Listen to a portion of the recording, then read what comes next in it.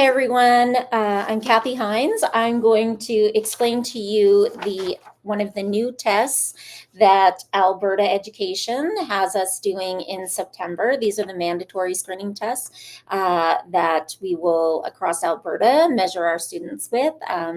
We're familiar with doing the CC3 and the lens and the numeracy. This year we have added kindergarten and grade 1. Grade 1 is going to start in September, and we've added 2 additional tests. And this is one of the additional tests that's been added. This is called the Rapid Automatized Naming. So this is naming numerical digits as quickly as they can, which we're looking for the automaticity of naming those numbers. This is the student response sheet. You are going to need one of these for each of your students. So if you have 15 students, you're going to want 15 of these sheets in front of you. You're going to place their name, your school code, the grade level, their Alberta student number, as well as their first and last name. You'll see that there is a box for the practice. You will write with an X if they get the response incorrect, a check mark if it's correct.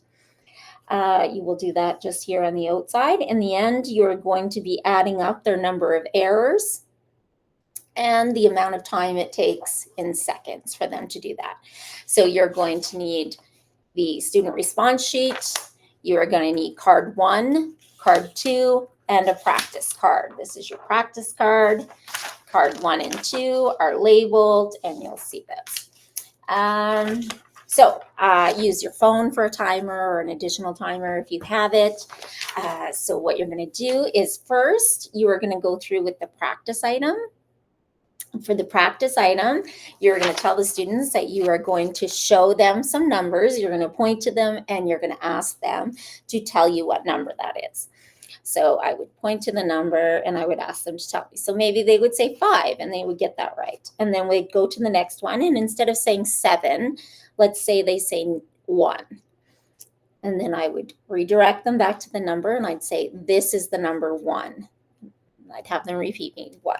Then we'd move to the next one. Maybe they get that and they say 2. And then I'd move to the last one. It's a 4. Maybe they say it's a 2. And I would redirect them again and say, this is the number 4.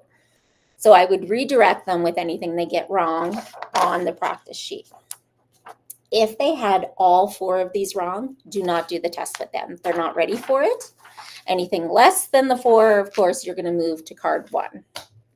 At which time you're going to start your timer. You're going to move to card 1.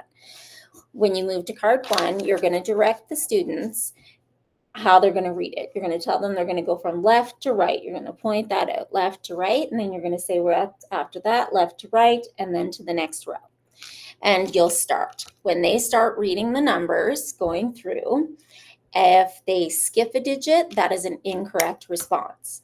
If they skip an entire row, you're going to be able to redirect them back to the correct row and keep going. So if they skip 2 numbers in a row, that would be 2 incorrect responses.